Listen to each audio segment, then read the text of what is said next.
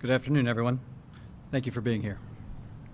Over the past 24 hours, the President has continued to improve. He's met or exceeded all standard hospital discharge criteria. He'll receive another dose of remdesivir here today, and then we plan to get him home. It's been more than 72 hours since his last fever. Oxygen levels, including ambulatory saturations and his work of breathing, are all normal.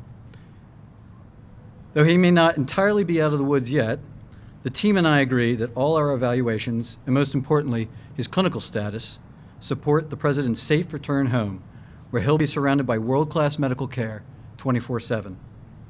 I'd like to bring Dr. Dooley up to review some more specifics.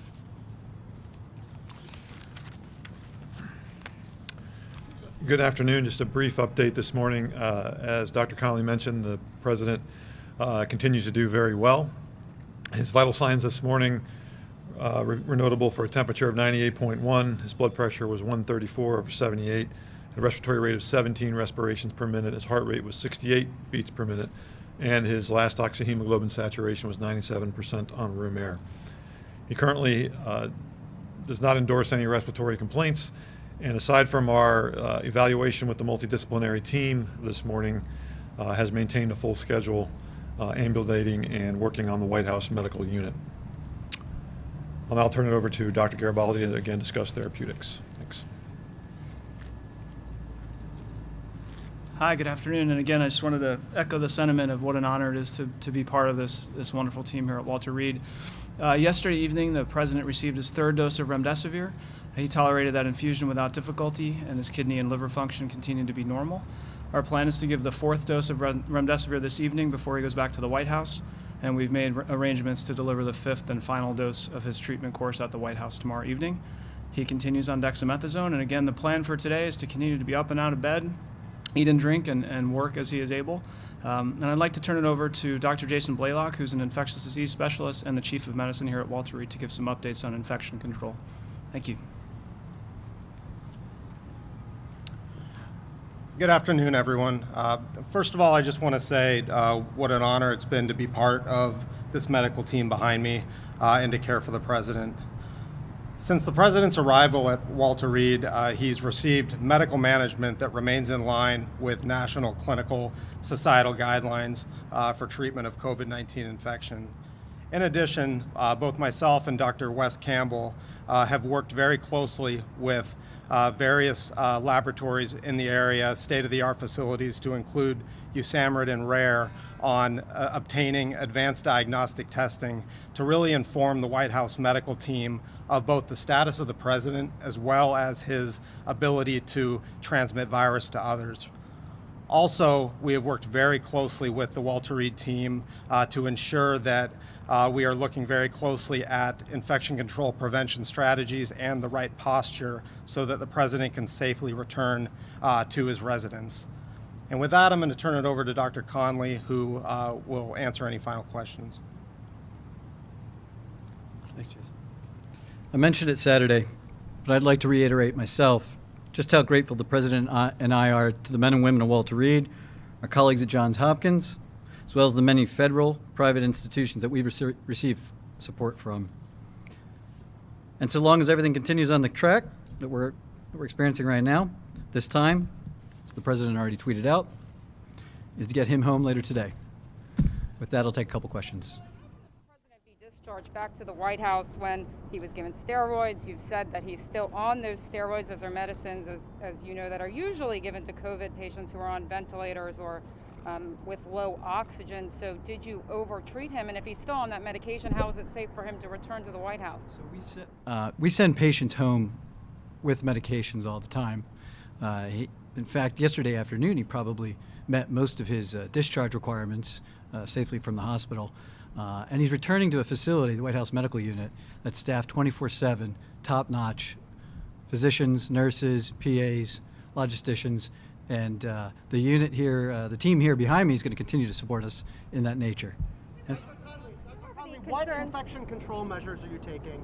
And how was it safe for him to drive around in a cloth mask yesterday? And how is it safe for him now to return to the White House where there have been so many cases? How is any of this safe? So the President has been surrounded by medical and security staff for days wearing full PPE. And yesterday, the U.S. Secret Service agents were in that same level of PPE for a very short period of time.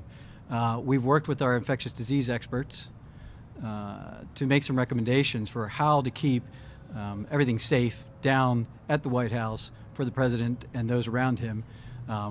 We're looking at where he's going to be able to carry out his duties, office space, and I'll just say that it's in line with everything we've been doing upstairs for the last several days.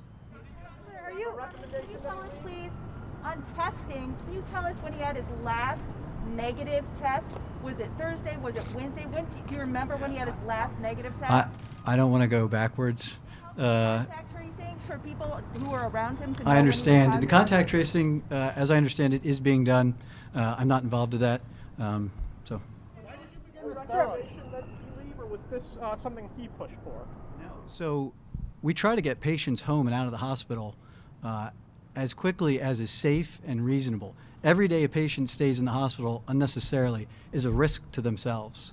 And right now there's nothing that's being done upstairs here that we can't safely conduct down home.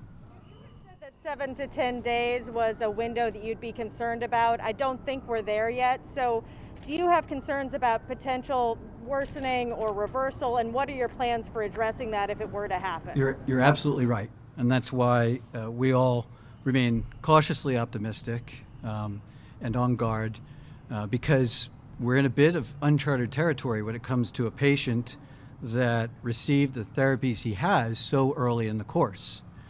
So we're looking to this weekend. If we can get through to Monday with him remaining the same or improving, better yet, then we will all take that final deep sigh of relief. But as I said, 24/7 world-class medical care surrounding him down there. We're not going to miss anything that we would have caught up here. He's physically going to be in the White House, and what does that look like? How do you keep him safely quarantined? I wish I could go into that more, but I just can't. Doctor, why did you begin dexamethasone treatment? So that has something to do. Yesterday we talked about that, the several little temporary drops in his oxygen, and we had discussed that as a team and elected to start it early in case that persisted or worsened. The potential risks and side effects we all discussed. We looked at the data and decided that we'd rather push ahead on it than hold and risk the opposite. What about CT scans and chest x-rays? What have you seen? Resume his campaigning. As far as travel goes, we'll see. His mental status, can you talk to about whether he has any neurological symptoms? Does he have any side effects from his medications? Any fogginess from the virus? No, I think you've seen the videos and now the tweets, and you'll see him shortly. He's back. Yeah. Pneumonia or any inflammation in his lungs at all? So we've done routine standard imaging. I'm just not at liberty to discuss. Doctor, So you were on board you're Air Force actively One. not telling us what those lung scans showed, just to be clear. So there are HIPAA rules and regulations that restrict me in sharing certain things for his safety and his own health and reasons.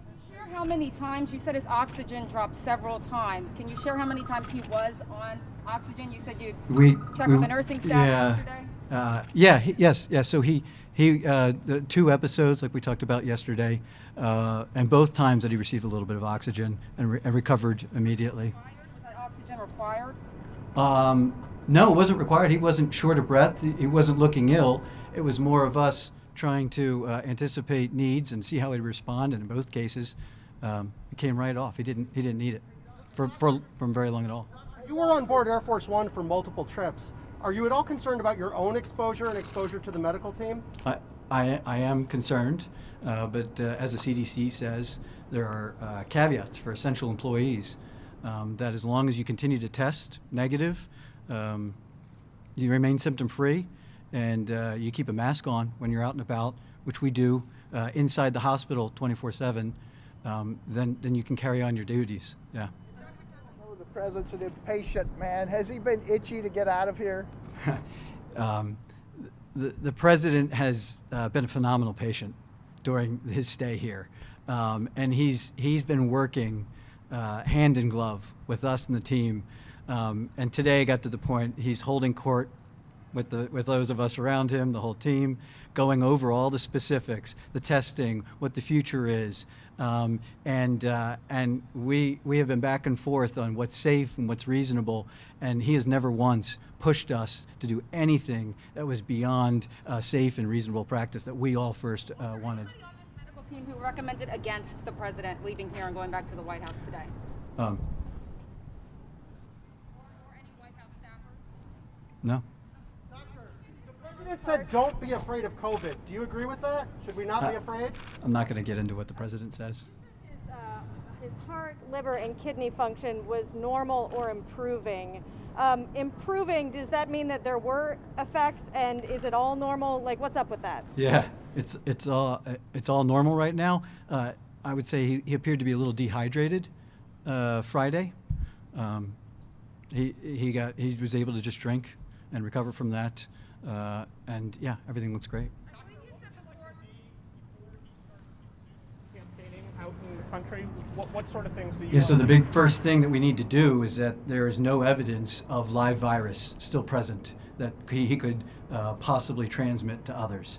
And that's what the infectious disease experts and some of our partners, military civilian entities, doing some of these advanced diagnostics just to see as soon as we can identify that.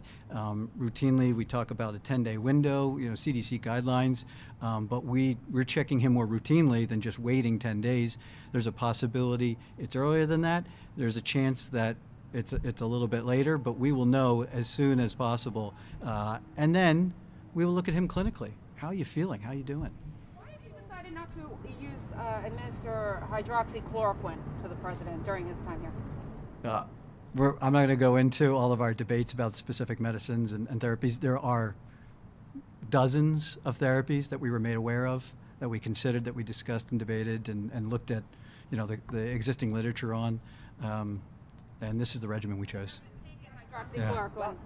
Symptoms of COVID, is he having some of the muscle aches? Has he lost his sense of taste and smell? No, we were just talking about that, what symptoms he has left. And he's even the slight cough that he used to have, he doesn't really complain of at all. He hasn't ever complained of muscle aches. Yeah, he's up and back to his old self predominantly. Next Monday, just to be clear, how long will he still be actively shedding the virus? So this morning, I believe there was even an accounting by Dr. Fauci referencing a 5-day, the first 5 days of illness that people are most likely to shed live virus. There's a reason there's the 10 days is because most people by that time, after 7 days, most folks don't have culturable live virus. They put it to 10 just to give some extra space. It's never 100%, between everybody. So we'll see. I'm not going to put a specific number, but we look at that window is all I say. Will the president be confined to his residence, or will he be allowed to return to the Oval Office? We're going to do whatever it takes for the president to safely conduct business wherever it is he needs to do within the residence and White House. Is he on blood thinners? And also, have you been giving him Tylenol, Advil, anything Oh, to that bring came his up. fever I would down? like to say he has not been on any fever-reducing medications for over 72 hours. Yeah, he's on a routine regimen of COVID therapy. I'm not going to go into specifics as to what he is and is not on, but. You said, and I'm going to read this here, that the president had a mild cough, some nasal congestion, and fatigue on Thursday. Now, back to my colleague Jen Jacobs' questionnaire. The reason knowing when the president's last negative test is important. For that reason, your words, what you said, and also for the contact tracing. But would you recommend it that, given those symptoms, that the president go to that Bedminster fundraiser? It's not up to me necessarily, the president's schedule, but I would say that it wasn't until after he returned that we really sat down, then knowing the news of the day, that we really dove into how are you feeling, what's going on. Those were the symptoms he was experiencing on Thursday. I'm not going to get into, operations. When was his last negative test, and what was his viral load? I know everyone wants that. Yeah, I don't have his viral load. Those are some of the diagnostics that we're sending out that will really tell us when it's safe for him to get back out and around people. When the last negative test was. Any abnormal tests? Were any of his lab tests abnormal? I'm not, again, HIPAA kind of precludes me from going into too much depth on things that I'm not at liberty or doesn't wish to be discussed. At some future point, maybe, but today, sorry. I think that's it. Yeah. Thank you guys. Thank you. Thank you. Thank you.